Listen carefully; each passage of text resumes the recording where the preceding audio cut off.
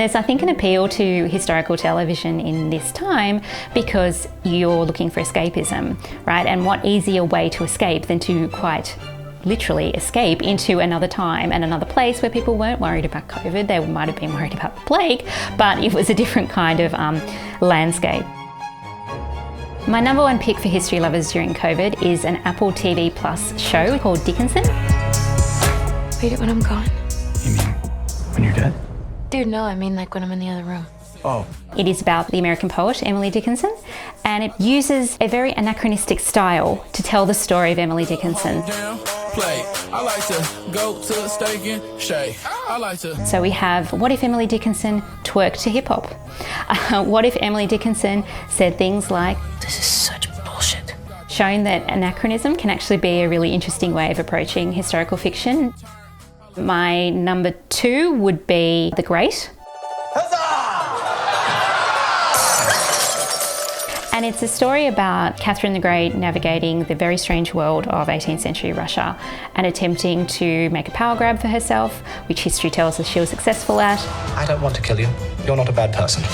I could kill you. You are a bad person. You're funny. I think that there has been a turn in historical television towards telling stories of history's most kind of interesting and perhaps underappreciated women. It's hilarious, it's really well written, it uses a lot of contemporary language, it is incredibly filthy in its language, which is quite I think, has a shock value because you're not necessarily used to watching people in period clothing swear. Touche. Do you mean touche? It has amazing performances by Elle Fanning as Catherine and Nicholas Hurt as her husband, who is possibly history's biggest idiot.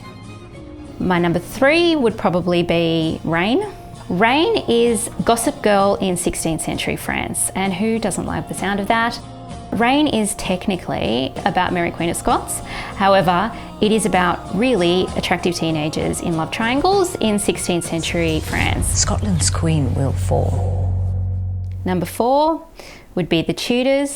To war! The Tutors has one big recommendation, which is the best portrayal of Anne Boleyn on screen, in my opinion. She's fantastic in the role. This is sexed up Tudor history. For King Henry! For England!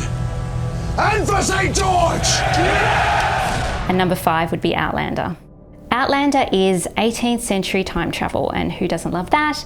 So the central character Claire is a nurse in the war, and she travels back in time accidentally to 18th century Scotland. She meets up with an incredibly attractive Scottish Highlander and marries him, and then they have adventures. Let's try not to get flogged or stabbed today. No promises, Sassenach. Is there a downside to watching too much historical television? No, would be my short, flippant answer.